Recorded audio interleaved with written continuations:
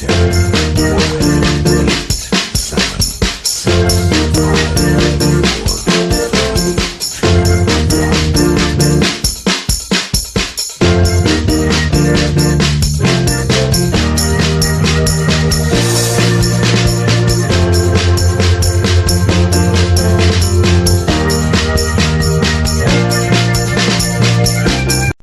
says we'll soon see a new candidate on the campaign trail. You'll hear from the man behind the planned makeover of the GOP frontrunner, only on Fox News Sunday. We caught a glimpse of a more presidential Donald Trump in his New York victory speech. Senator Cruz is just about mathematically eliminated.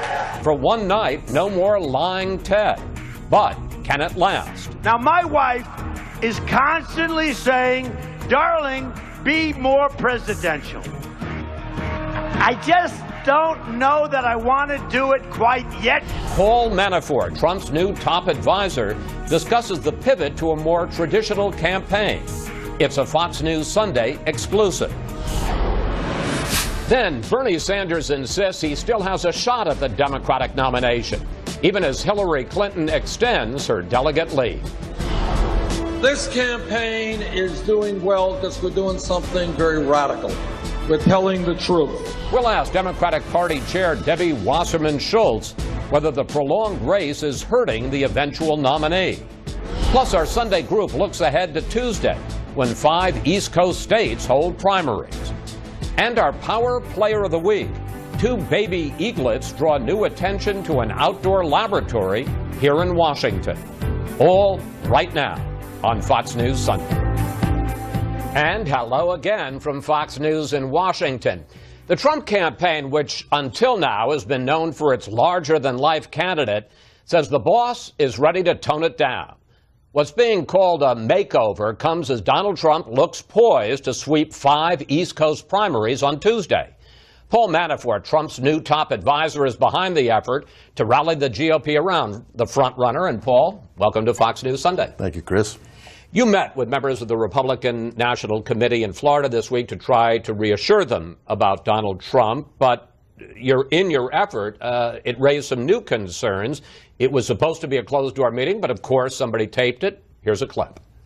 The part he's been playing is evolving into the part that now you've been expecting, but he wasn't ready for it because he had to first feed the first stage. You'll start to see more depth to the person, the real person. You'll see him in a different way. Playing a part, see the real person. Trump has been campaigning for 10 months now, and we haven't seen the real man. What that clip was related to was a question that was asked talking about the settings that he was going to be in. On the campaign setting, you're seeing the real Donald Trump in campaign mode, talking to people who believe in his candidacy. I was dealing with members of the Republican National Committee who have a different role from an organizational standpoint, and they wanted to know about things like, is he going to be giving speeches on policies? Is he going to be involved in settings that are not rally-oriented? And that was the context I was talking about. We were evolving the campaign, not the candidate, and the settings were going to start changing. Forgive me. It does seem a little bit like spin, because, I mean, in the words, the part that he's been playing, you'll start to see more depth of the person, the real person. You're not talking about rallies versus some other setting. I was talking about rallies versus that's settings. Not what you said. Well, in the context of that room, that's what I said, and that's what was understood. When it was taken out of context, and the question that was asked to me wasn't prefaced with my answer, you get a distorted thing. Donald Trump said it yesterday on the campaign trail in Waterbury and Bridgeport. He addressed the issue completely. Look, I'm playing when I'm out here, I want to talk to you and to show you who I am in this environment. When I'm going to give a policy speech, I'm going to be giving a policy speech. He said it straight up. Okay. According to Ted Cruz, and understandably he's not a great supporter of you or Donald Trump, he says what you were saying is that Trump the conservative is just a show. Here's Cruz. He doesn't believe anything he's saying. He's just trying to fool gullible voters, and he's not going to do any of it. He's not going to build a wall. He's not going to deport anyone. He is telling us he is lying to us. When you talk about Trump playing a part, Cruz says that's what you mean. There's the liar, not Trump. I mean, he's got to change the narrative. He's losing. You know, he's on the cusp of having the nomination be mathematically taken away from him. And so he's trying to change the narrative. We never talked about the wall. Donald Trump, I never said Trump wasn't going to build the wall. I never said Trump was going to change any of his position. We never even talked about that in the meeting. Cruz just made that up from whole cloth because he's got to find something that gets people away from focusing on the real campaign, which is next Tuesday, when he's going to lose all 5 states and probably finish third in most of them. He's got a failed candidacy, and you could see in that desperate kind of tactic the kind of way he's trying to gloss over it, just like he did with Carson in Iowa and with Rubio in Florida. He just makes things up when he feels cornered.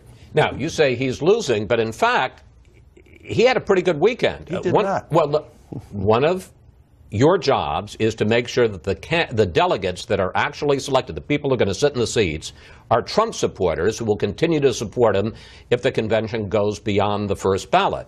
But yesterday, Trump picked up at least 65 delegates. The people sitting in those seats, even if they have to vote for Trump in the first round, are Cruz supporters, and the Cruz campaign says you guys picked up 65 to 2. That's not losing. Okay, you've been around a long time, Chris. The only vote that matters. Only vote that matters is the vote that's cast when the roll call is called. On Saturday, Ted Cruz won 0. Not 36, not 66, 0 delegates. What was done on Saturday was simply confirming the results of primaries. Now, most of the conventions that happened yesterday were set in stages a month or two ago, and before, frankly, I was involved. That's not the point, though. The point is Cruz doesn't care about what happens in the elections. What Cruz is doing is he's playing fast with the rules and doesn't care about the local concerns. And what you saw in Maine yesterday, for example, Maine, there was a consensus the governor had put together of all the campaigns.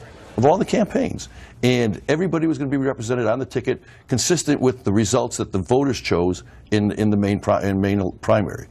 Cruz, at the last minute, broke the deal and effectively didn't care about the local officials, didn't care about the results afterwards, and yes, he steamrolled it. That's not the Trump approach. We're running the campaign to win the votes on the first ballot, and we're going to win on the first ballot. So all of this party disruption that Cruz is causing, at the end of the day, is only going to hurt the party. It's not going to hurt Trump because he's still going to have the votes cast in the first ballot, and there's going to be no second ballot, which will be very clear before the end of when the process is over on June 7th. You and I have known each other since the Reagan White House, but after that you went into lobbying, and I think it's fair to say that some of your clients are at the very least controversial. Filipino dictator Marcos, Angolan guerrilla leader Jonas Savimbi, ousted Ukrainian president and Putin ally Viktor Yanukovych, which led to someone calling your firm the torturer's lobby. How do you play it?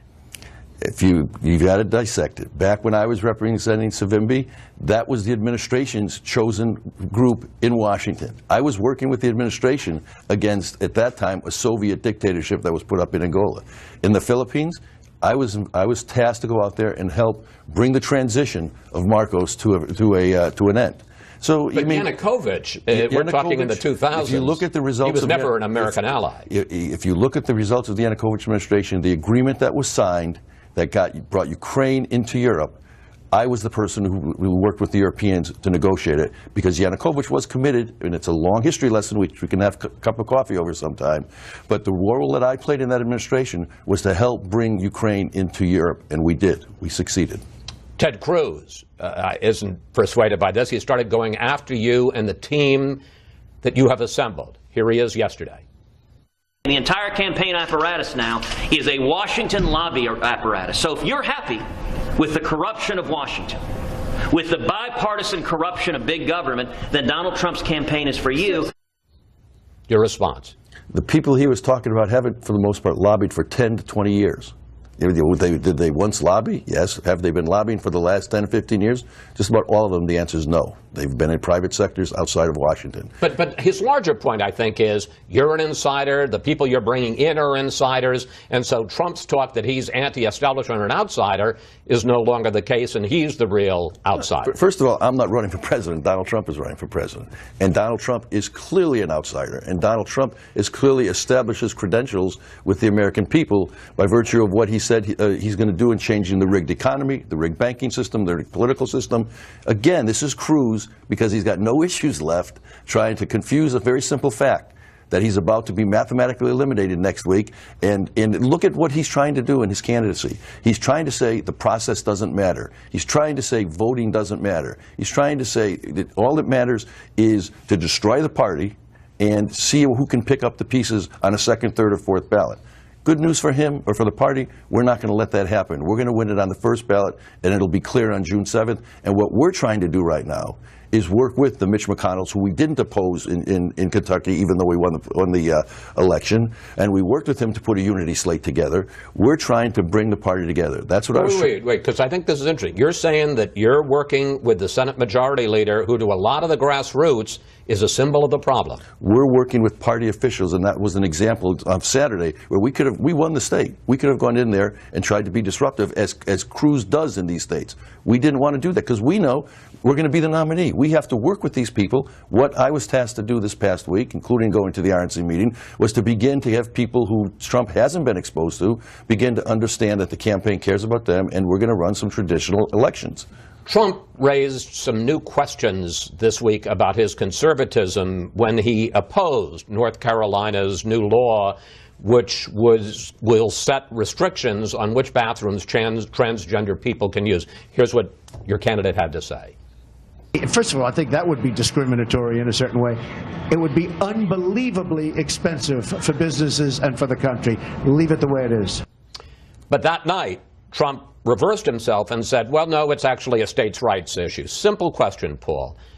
What does Trump think about the North Carolina law? Trump thinks what he said, that it's a states' rights issue. He also said that he thinks leave it alone. But leave it the way it is. But it's not a reversal. He told you what his position is, and you just had him on air. He said it's a states' rights issue.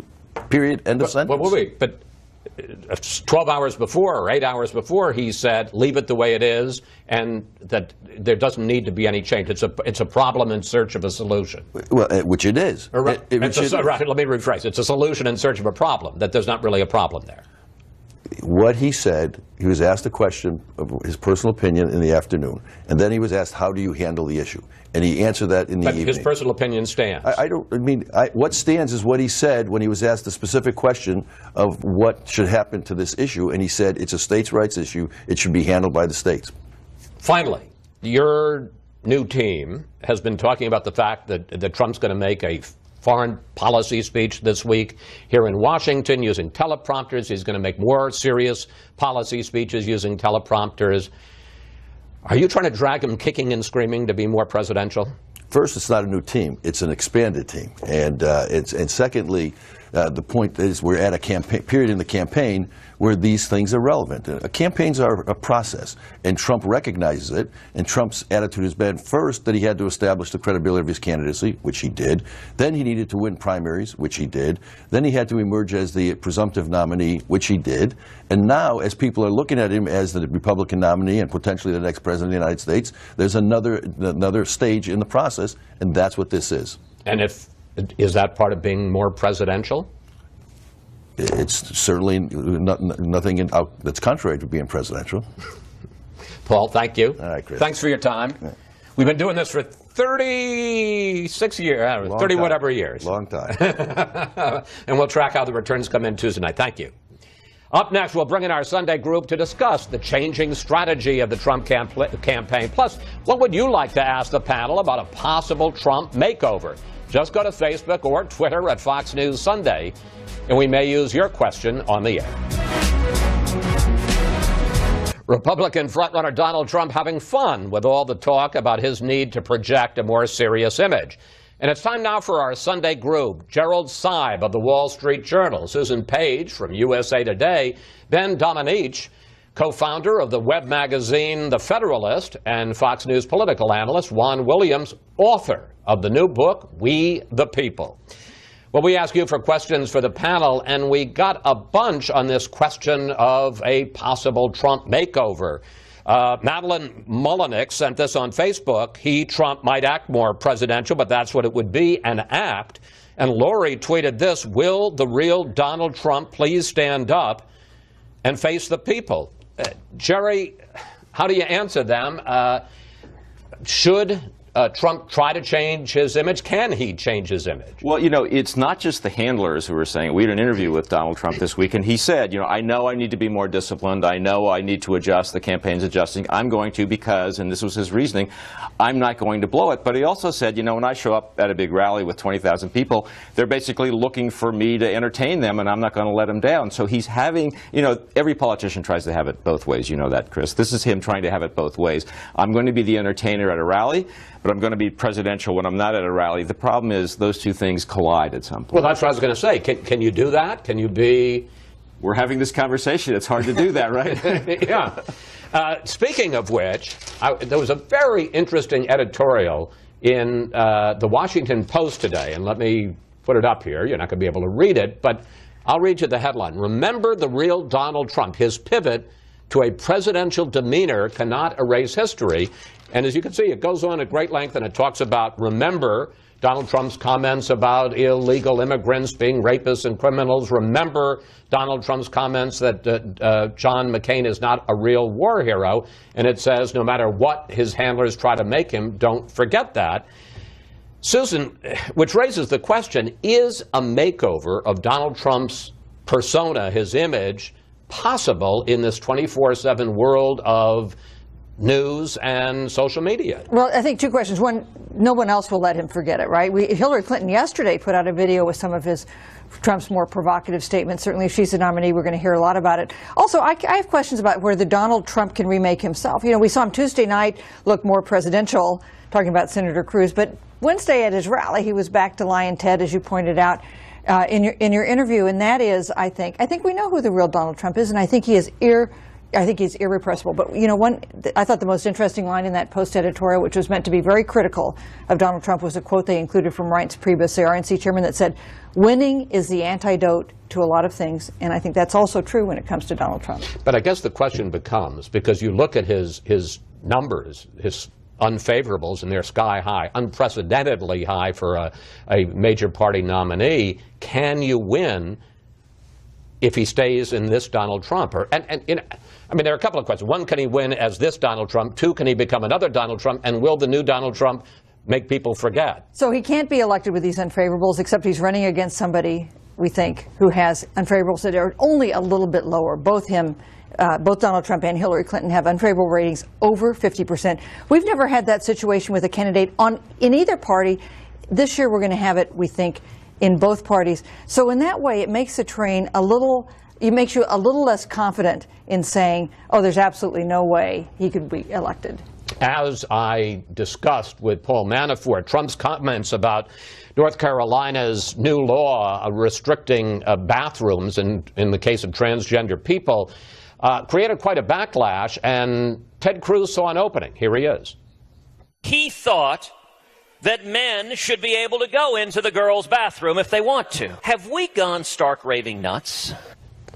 Ben, is this issue, which obviously Cruz sees as an opening, is this a good issue for Republicans in the primaries, and is it a good issue for Republicans in the general election? Well, first off, within the context of the discussion about bathrooms, keep in mind there are fewer transgender people in America, according to the best estimates that we have, than there are registered sex offenders. And in this case, I think that's actually the thing that people are concerned about. They're less concerned about transgender people coming into bathrooms than they are men using this as a way to get into locker rooms with women and to exploit that opportunity to participate in some kind of criminal act. I think that's something that is a concern among a lot of Americans. The polls generally show that favoring, sort of these types of policies has actually increased since this debate has started.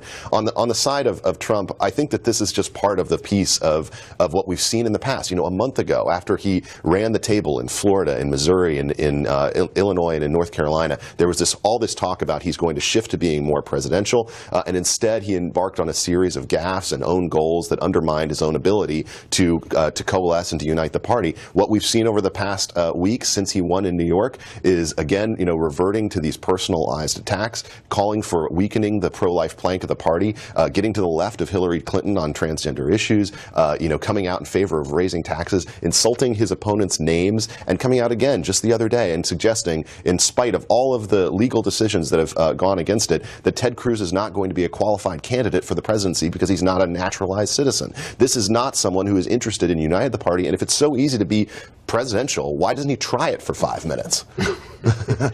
Wow, that was pretty tough. I want to go back, though, to this issue of the bathrooms and whether it's a good issue, because we actually decided to try to find out whether it is a public safety issue, whether it is a problem with transgender people misusing bathrooms to prey on others. And here's what the fact-checking group PolitiFact found.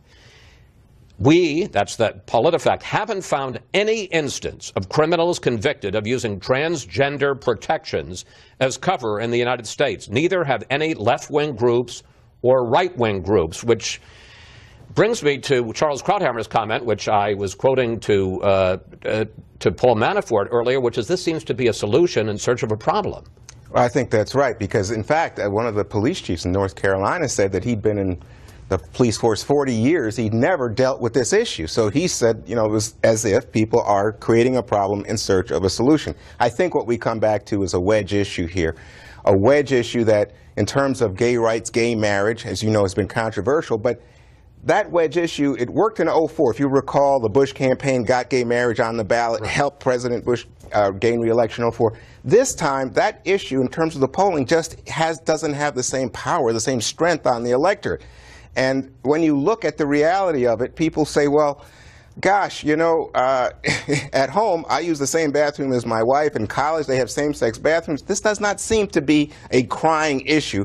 But even in terms of the evangelical community, the power of the true conservatives, which is what I think Cruz is trying to do by countering Trump on this issue, it just doesn't seem to carry the day. It does not seem to have the power, Chris.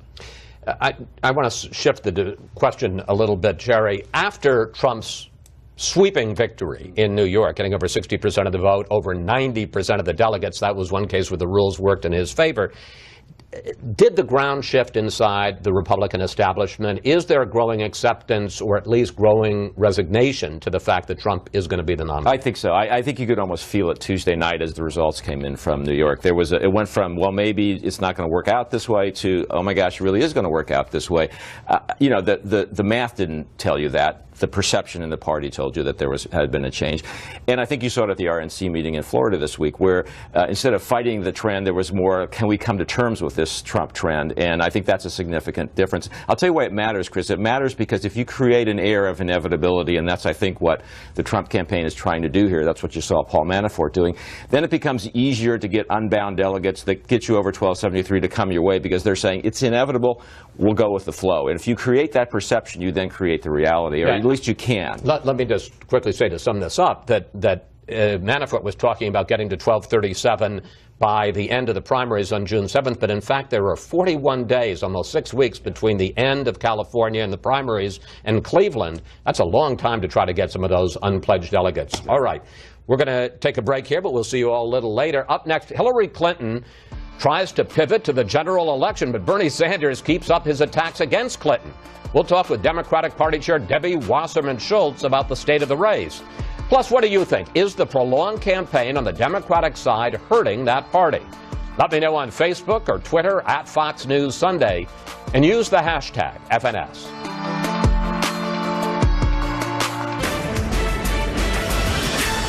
A look outside the Beltway at Philadelphia, site of this year's Democratic convention. Frontrunner Hillary Clinton took a big step this week toward locking up the Democratic nomination with her sweeping victory in the New York primary. But Bernie Sanders shows no signs of conceding and continues to run hard against her. Joining us now from Florida, the chair of the Democratic National Committee, Debbie Wasserman Schultz. Congresswoman, given that Hillary Clinton seems to have a pretty clear path to the nomination now, does Bernie Sanders need to tone down his attacks and start to bring the party together? Well, I actually have been very proud throughout this campaign of both of our candidates. You've seen in every single one of our debates And then also in discussions on the campaign trail, the substance and the commitment that each of our candidates has to laying out for the American people their vision for how they'd move our country forward. And so I've been quite proud of both of them, particularly when compared to the circus that has unfolded on the other side. But if you can answer my question, does Bernie Sanders need to tone down his attacks? I'm about to. Okay, I was waiting. I'm about to. I needed to preface it for a moment because they've done a great job at being substantive comparatively.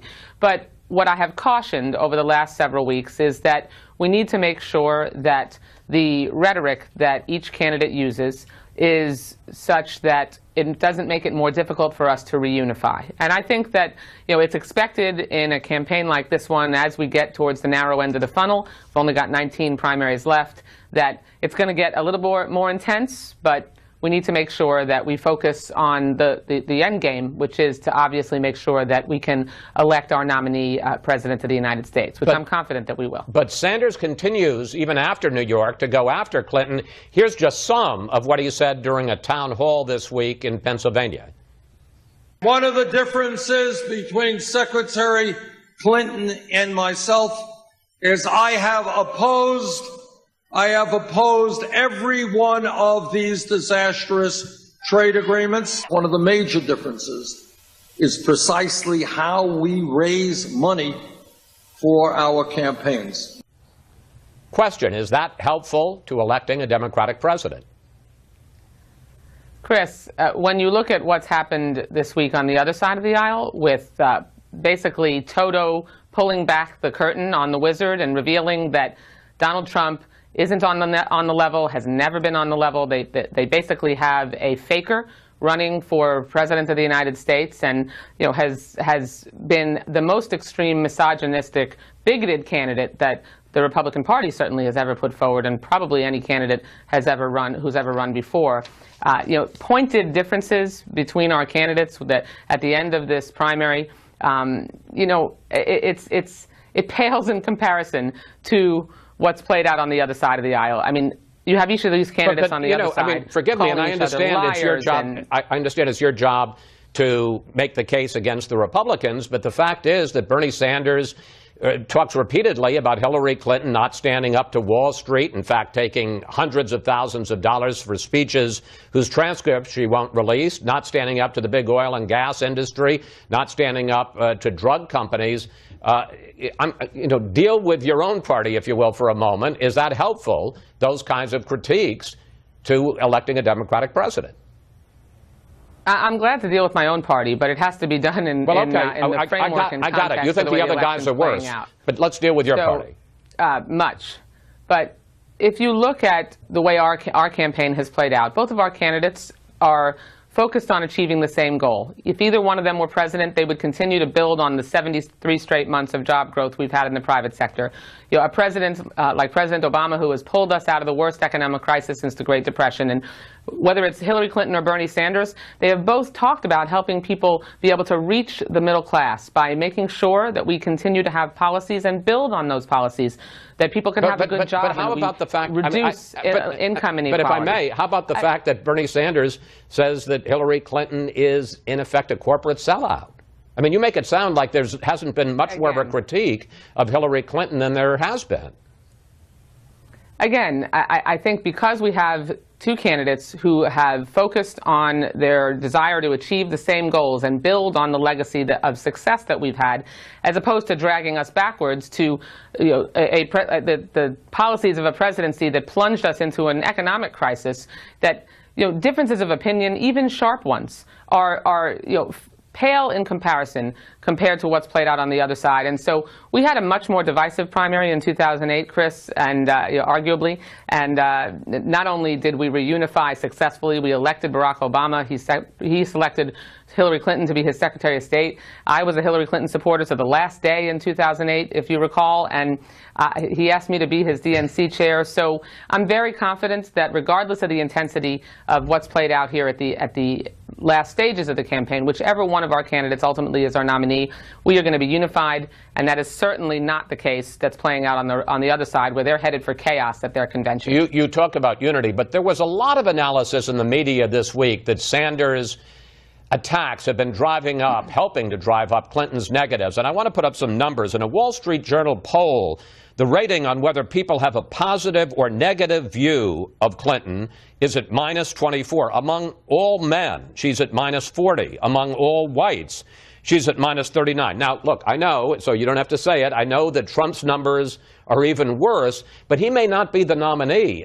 Her numbers, deal with them, if you will, please, are historically low. Well, Republicans are certainly, some Republicans are certainly hoping behind hope that Donald Trump is not their nominee, and with good reason. But if you look at the exit polls that were coming out of New York, and our voters were asked whether they were enthusiastic and thought our primary had energized them, 7 out of 10 of those voters asked said yes, they thought this primary energized them about supporting either one of our candidates. Less than 40% said the same about the Republicans. Wait, In fact, can I just pick, Can I just pick? Excuse me for a second. Sorry? I just want to pick up on that because you talk about the facts that really matter. No, well, good. Well, I want to talk about the enthusiasm with Clinton's support because so far this year, 23.1 million people have voted in Republican primaries. 18.5 million have voted in Democratic primaries. So why shouldn't we believe that, in fact, when it comes to enthusiasm, Republicans have a big advantage? They have almost a $5 million edge and 5 million voter edge in turnout. Hillary Clinton has had 10.6 million people vote for her at this point.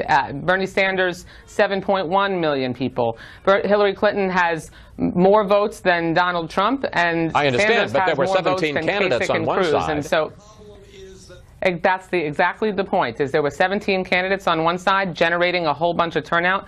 In many places around the country, we came close or had the equivalent of the turnout. But when you look today, where we are today in this campaign, in terms of the energy and enthusiasm and interest in supporting our eventual nominee, there is far more support and energy on our side than there is on the Republican side. The same was true coming out of Wisconsin. So this is a pattern in different kinds of states. And so, especially because we are continuing to head towards a unified effort when our primary is over to make sure that we can get behind our eventual nominee. And the Republicans are clearly headed for a brokered convention that is going to descend into chaos. And there's almost no one that you could ask that doesn't acknowledge that. I want to talk about one last subject with you, Congresswoman. You have dismissed the idea that Hillary Clinton could face any legal troubles over her private email server as, quote, ludicrous.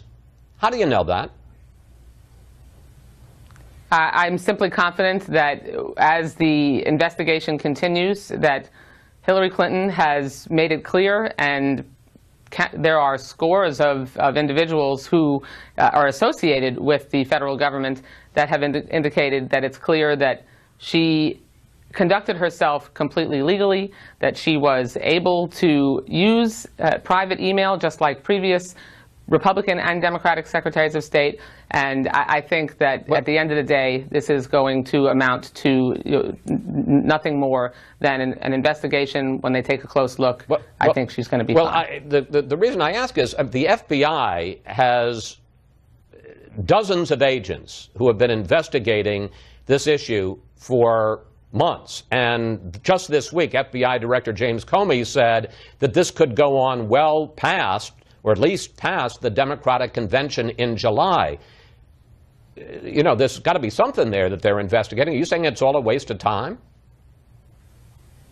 I'm not commenting on it one way or the other than to say that it is ludicrous to keep raising. Yes, and I'm going to say it again. It's ludicrous to keep raising the question of whether this plays out to an unfortunate end. Hillary Clinton has released 55,000 pages of emails. It has provided the most transparency of probably any previous presidential candidate in terms of the conversations that she's had as Secretary of State, as a public official. It is completely available for perusal by the press, and she was doing something and using private email in the same way that previous secretaries of state have done. You know that's not true. According to the policy that she was allowed nobody says that's true. Nobody, other than the privates, other than the private server. Well, right. Other than the private server is a big deal, and nobody had 30,000 work emails on their private server or private email period. So, I mean, the comparisons to Colin Powell are, I mean, that's just not true, Congresswoman. It certainly is true, because Colin Powell, Condoleezza Rice, John Kerry all used private email to communicate with their staff. Yeah, and maybe a dozen, not 30,000. I'm not counting, but over the course of her term, she used private email and was allowed to use private email. That's not in dispute, and she's released 55,000 pages of emails. At the end of the day, this is a distraction, because the American people are going to decide who they vote for president based on who they believe is going to continue to move us forward and help everybody who wants to succeed have a fair shot to do so. And what they're not going to vote on is distractions like this one. And they're certainly not going to choose any one of the Republican candidates who think that we should continue and go back to policies that focus on the wealthiest, most fortunate Americans, that are extreme, like Donald Trump suggesting that we're going to deport 11 million people, all right, or that we're going to ban an entire religion from coming into the country. That's the choice. All right. I thank you very much. We'll have you back, and you can continue the conversation. Thanks so much for sharing part of your weekend with us. Look forward to it. When we come back, we'll ask our Sunday group, what does Bernie Sanders want to try to get his supporters to back Hillary Clinton? That you'd trust me with the awesome responsibilities that await our next president. It's not unrealistic. It's a hard path, I admit that. But I think given the fact that we have now won some 17 states, it is a possibility. In the wake of Hillary Clinton's big victory in New York this week, two very different reactions from the Democratic candidates about the path forward. And we're back now with the panel. Well, Susan, back in 2008, Hillary Clinton kept running right through all the primaries, right through California into June. But at a certain point, it seems to me right about now, she began to back off the attacks on Obama and stick more to just the affirmative case for herself. That's not what you're seeing with Bernie Sanders. He's still going after her. Yeah, no, we'll see what happens after Tuesday night. You know, he looks like he's headed to a big defeat in Pennsylvania. That's one of these mid-Atlantic states that they had hopes they would win. Jerry has a new pullout this morning that puts him down 15 points in Pennsylvania. And the Clinton folks have no expectation he's going to get out of this race. They do hope he tempers his rhetoric, because they make the point he is doing damage by hitting her where it hurts, by criticizing her judgment, her honesty, her trustworthiness. When he criticized her as not being prepared, I don't think that worried them, because that is not a vulnerability she has. But he's hitting her on some places where it could hurt her in November. Which brings us to, I guess, one of the big questions in politics, Jerry, and that is, what does Bernie Sanders want? If he's not going to be the nominee, what is he going to demand from the Clinton team to go nicely and, in fact, to try to get his millions of supporters to back her? And he began to answer that week, suggesting that what he would like to see in the platform are planks that say the Democratic Party is going to take on Wall Street and the drug companies and oil and gas. What do you think is the likelihood of that? Well, the first person who has to decide the answer to that question is Bernie Sanders himself, I'd say. And the vibes out of the Sanders camp were mixed after Tuesday night, after the New York primary. There were some people who say, we fight on in the convention, it's still possible to win. There was a little of that in that clip from Senator Sanders you just saw. But there were others who said, you know, we'll take stock after this week, you know, the next set of primaries on Tuesday. I think if he wants to affect the way the party is going, and I suspect that's what will happen, he does have to scale back the attacks, because by attacking Hillary Clinton, you're angering the same people in the party who will determine what the direction of the party is. It's counterproductive. I suspect we'll see a verdict on that from the Sanders camp after this Tuesday. But I guess I get to the platform. What do you think is the likelihood that if he says the price for my coming on board and for my really working to get support for Hillary is that you've got to have a more Sanders-like platform? Is the Clinton campaign going to go along with that? Not all the way, but I mean, there's already a more Sanders-like platform. Let's face it, he has pushed the party to the left. He's pushed Hillary Clinton to the left on things such as trade in particular, maybe the minimum wage. Look, there'll be a negotiation underway, and I don't think the Clinton people will have more leverage than Bernie Sanders shortly, so they're not going to start caving in giant ways that will make it difficult for her to move back to the middle in a general election campaign. One, I discussed Clinton's not very impressive poll numbers with Congresswoman Debbie Wasserman Schultz. And as I pointed out to her, and I'll point out again, Trump's unfavorability is even higher. But the fact is, she's going to go into this general election, if she's the nominee, as a vulnerable candidate. Yeah, she has an Achilles heel, and it's pretty clear in the polling. It's trustworthiness, honesty. This business about the email server has been a constant thorn in her side and used by her critics, especially on the Republican side, who are, going out there wishing there's going to be an indictment, that she's going to be in jail, all the rest. That's a consistent issue, and it's for a reason that we see in the poll numbers. So the question is, how does this play with Democrats? Is it hurting her with Democrats? Democrats don't even pay attention to the email server story. The foundation story and the question about quid pro quo. The Clinton Foundation story and the question about whether there was a quid pro quo while she was Secretary of State. I think that also lingers and suggests that, she has sharp elbows. A lot of people think maybe, she plays to the edge. Does that hurt her in the general election? I think that it will be exploited by her opponents, by the Republicans. I don't think there's any question.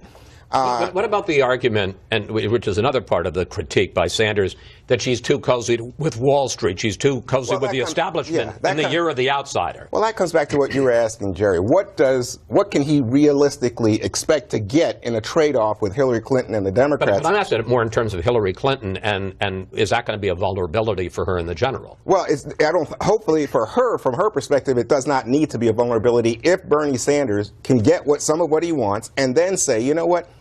His voters, a third of whom say they will not vote for Hillary Clinton at this moment, begin to shift. One, of course, if Trump or Cruz is the nominee, they have somebody that they say generates fear among Democrats, and that will spur voter turnout. But I think, to get back to your point, Jerry, if on the minimum wage, on big banks and Wall Street, that the Democratic Party begins adapting some of Bernie Sanders' language, I think that Bernie Sanders' younger voters, more liberal, even socialist voters, come into the Hillary camp. Yeah, but there's another side of that, which I want to bring up with you, Ben, which is that Sanders has already pushed Clinton further to the left on a number of these issues, especially illegal immigration. Is that going to be, we talk about Trump trying to pivot in the general. Is that going to be tougher, make it tougher for Hillary to pivot in the general? I think it is going to make it tougher. We saw this week reporting from the Daily Beast that a pro-Clinton super PAC had paid more than $1 million to have supporters of her online push back against Bernie supporters on Facebook and Twitter and Instagram and places like that. It's a sign of how hard it is to get people to support Hillary Clinton among the younger set. And I think that that's the real challenge for her in this environment, which is that younger voters who were key in electing President Obama are not going to be convinced that she's someone who they really need to support. And that's going to have to force her in a position where she's going to have to continue to appeal to their more liberal positions in a lot of these issues as she goes into a general, as opposed to pivoting back to the center. That's going to be a real challenge for her. And it's one of the reasons why I think Sanders supporters, the 30 or so percent that Juan was referring to, are going to prove a tougher nut to crack for Hillary in a general. We talk about the chaos and all the disarray in the Republican Party. How vulnerable a candidate do you think she is going into the general? She has the second highest negatives of any candidate that you could conceive of being in the modern. But she is helped by the fact that she's going to probably be running against the person with the highest negatives in the modern era, thanks to the people of New York for their prioritization of electability on both sides of the political fray when it comes to that issue. Let me just say, I don't think her problem is going to be that she's got pushed to the left on policy. I think her problem is that she doesn't excite the kind of enthusiasm that both Bernie Sanders and Donald Trump do. And that's, when you look at this, the platform, so she can make concessions on the platform. Who's going to care 48 hours after the platform's been adopted? But she needs to figure out a way to get voters to think, this is somebody I really want to be president. Or because there's only so much, Sanders could be helpful, of course, in doing that, but this is really the task for the candidate. But she's a known quantity, which is the challenge. After this many years, how can you shift away from that? Excuse me, I got less than a minute left. Juan, in the time we have left, tell people why they should buy your new book. Buy it? Well, I think they should read it. Well, buy it and read it. Well, this book is about change, and it's about the change makers. If the Founding Fathers came back to life and walked down the street with Chris Wallace in Washington, D.C., I think they would be dizzy at the rate of change. This week we saw Harriet Tubman, a black woman, is going to be put on the $20 bill. King, Marian Anderson, Eleanor Roosevelt on the back of the 5.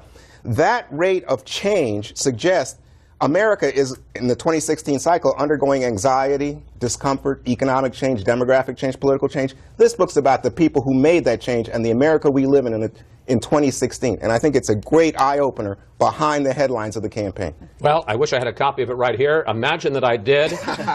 We the people, buy it. Thank you, panel. See you next Sunday. Up next, we visit the magnificent home of those two baby bald eaglets.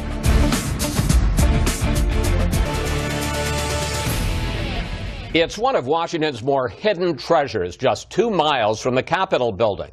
But recently, it got a burst of publicity. Here's our Power Player of the Week. I think people are fascinated by this because this is real live action nature right in front of their eyes. Richard Olson is talking about the birth of two baby bald eaglets this March. Events that attracted 22 million hits on Eagle Cam. Olson is director of the National Arboretum in Washington, and he took us to watch the nest from a distance where the eagle family was still living. What you're seeing moving is actually the mom or the dad, Mr. President or First Lady. The interest in the baby eaglets has brought more attention to the rest of the Arboretum, a huge collection of plants, trees, and shrubs in the heart of the city. So is this a garden or a 400-acre laboratory? It's both. It's not mutually exclusive. Science occurs here every day. For example, these beautiful azaleas that used to grow only in the South, until scientists at the Arboretum developed hybrids that can thrive farther north. We behave as a bumblebee and move pollen from the male to the female to evaluate the seedlings to find the best one that combines the traits we're looking for. There's a collection of 650,000 dried pressed plants to keep a permanent record. If there's any confusion as to what scientifically a rosemary is, we can go back to the original specimens and say, this is how the plant was described. And there's a museum of bonsai. Miniature trees Japan gave to this country in 1976 to mark our bicentennial, including this peace tree that's had quite a life since 1625. This tree did in fact survive Hiroshima, so just a mile or more away from the epicenter, and this tree survived the blast. So this tree, 400 years and one nuclear blast. Yes, it's pretty amazing to think about. This is my office, and I obviously get to get out when I want. Richard Olson grew up loving the outdoors. I always seemed to be the kid that was out helping the parents in the tomato garden, vegetable garden. I remember planting rhubarb in Wisconsin and planting red-tip photinias in North Carolina. There was a time when he considered a different line of work. I thought, well, wouldn't it be kind to be an analyst and for the CIA, read too many spy books and movies. But by the end of college, he traded spycraft for seeds, and he's never looked back. Our mission at the Arboretum is to enhance the American landscapes. When you walk into work and you see these trees and you think, my job is to get people to love trees as much as I love trees, that's pretty noble. By the way, the names of those two baby bald eaglets will be announced on Tuesday. Now, this program note.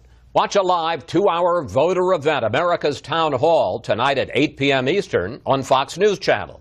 Bill Hemmer and Martha McCallum, hosts from Philadelphia, ahead of Tuesday's Pennsylvania primary. And that's it for today. Have a great week, and we'll see you next Fox News Sunday.